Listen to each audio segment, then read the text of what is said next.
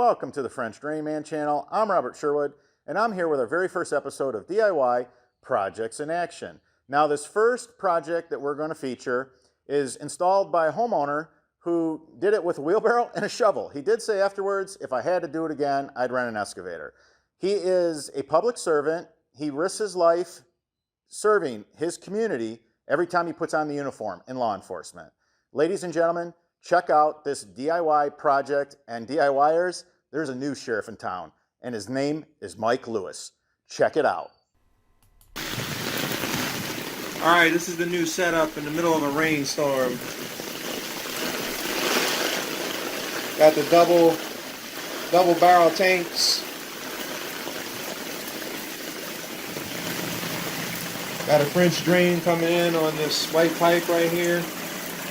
That goes all the way up there and around my patio where all those rocks are. And I got this blue pipe, which is another French drain, 90-degree elbow, 12-inch catch basin. Then it turns into a French drain and all along the back of the property, and then the L along the fence right there. Then this tank right here with that blue pipe, that is a gutter downspout, which comes from that gutter in the corner, if you can see through the trees.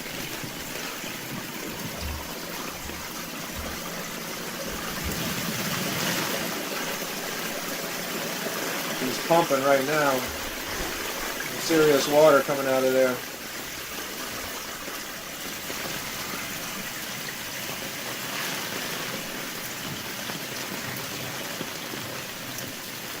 We'll check out the rest of the system. You can see how much flow we got coming through here, this French drain. Very nice.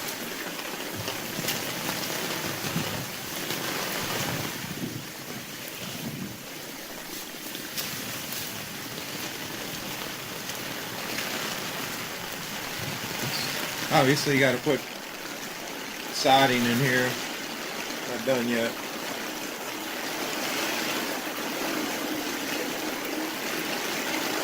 Clean out port right here, 90-degree elbow along the fence. And we stop here. We got a Y connector, French drain right there, and we got a gutter downspout next to this 9-inch catch basin right here. That runs right here, and I have a cap on the end of that and drill a bunch of holes in it, and that drains right into here with a bunch of stone. So I didn't put a pop-up because I didn't want to go against gravity, so it just empties out into the gravel but on the outside of the fabric. See how that works. And over here,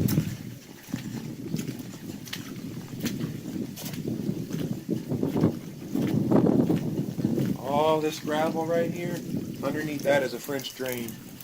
It's not connected to that catch basin. Don't let that fool you. All the French drain. Got a T right here.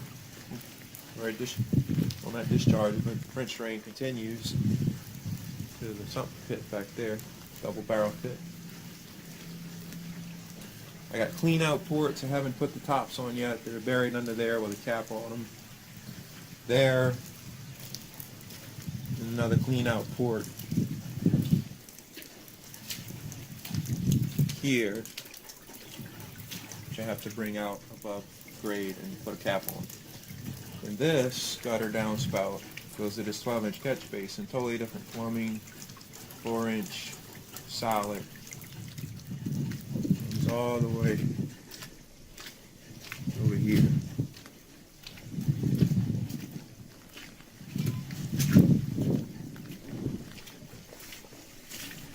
Into this second pit into that green pipe right there. So I have everything segregated. I'm not running my gutter downspout system in my French drain, with the exception of that corner one over there, but it's not tied directly into the French drain. It's just discharging underground in a gravel bed, if you want to call it, outside of the fabric. And then here is my 1 horsepower 220 volt Liberty sewage pump coming out to a 2-inch discharge about 120 feet to the street this direction. Only thing I got left to do drainage wise, obviously I got a mess here. I got to move all this dirt. I'm going to say this, French drain works excellently, but be ready to have a place to put all this dirt because it produces a ton of dirt. Can't go back in the hole in the French drain. All comes out. So this is the only gutter downspout I have left to tie in. So I'll put that 9x9 right there. Bury the pipe under here. And probably put a little pop-up along the fence right here. Because I have good fall. And that water can just come through here as you see this water doing there. I don't see the need to plumb that all the way to the back. I've dug enough.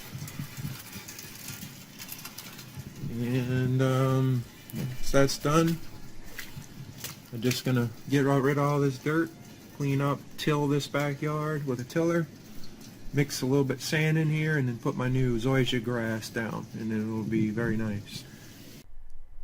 All right, the only thing that I've seen that I want Mike to do different is I want him to cut the top off of his French drain, the fabric. I want him to remove that. I'm going to ship him some French Drain Man fabric that the water just screams through, and outside of that, he did a great job. This is a beautiful DIY project in action. Well done, Mike.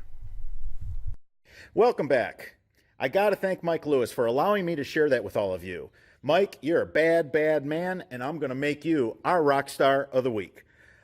Okay, for our tip of the week, I've been getting a lot of questions and answers about discharge lines, and I'm a little bit nervous because you guys, I've given you enough information to make it very, very dangerous, and if you miss on this, you're going to get yourself in trouble. Now, I did see a video that one of our subscribers who purchased some of the Boffman tile, and his girlfriend was camera shy, but she was videoing him showing where all the water was at, and they're going to drain everything to a swampy area. Well, it was super flat, and I was a little bit concerned because during big rain events, if you run your discharge line out to a swampy area, a lake, a pond, anything, you could flood your yard out due to backfeeding.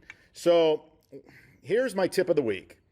So this is a 4-inch dual wall, and we're going to say in this scenario, this is a discharge line to your yard drainage system. And you're taking it out to a stream, a creek, something that could get very, very ugly and mean in a really, really big rain event. So we're going to sell these right on our online store for you, but this is our tip of the week. Make sure that you put something like this on your discharge line. It doesn't have to be watertight. I mean, it's not a big deal if it doesn't, seal tight. It does actually really seal pretty good, though. Just this nice aluminum and stainless steel. I mean, this is a really, really nice valve. I like this a lot.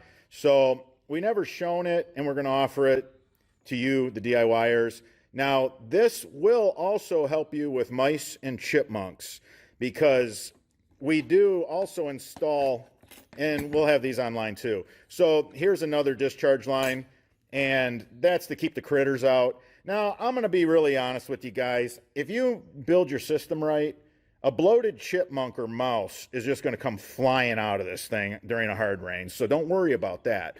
But if it just makes you sleep a little bit better, you can go ahead and, that's going to keep the chipmunks out, that's going to keep the mice out, that's going to take care of you.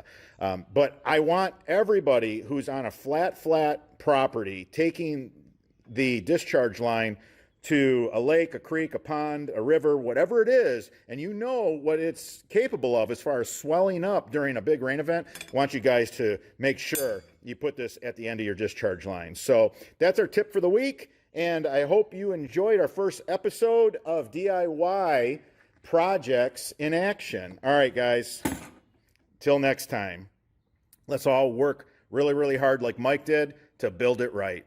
Thanks, Mike.